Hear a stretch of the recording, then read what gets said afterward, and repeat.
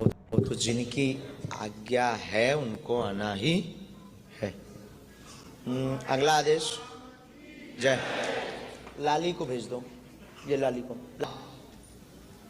Last में है क्या? लास्ट वाली बहन जी सविता हो ना, बैग लिए आ जाओ।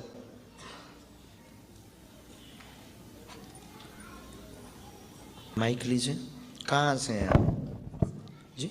थोड़ा नजदीक आ जाओ बहन।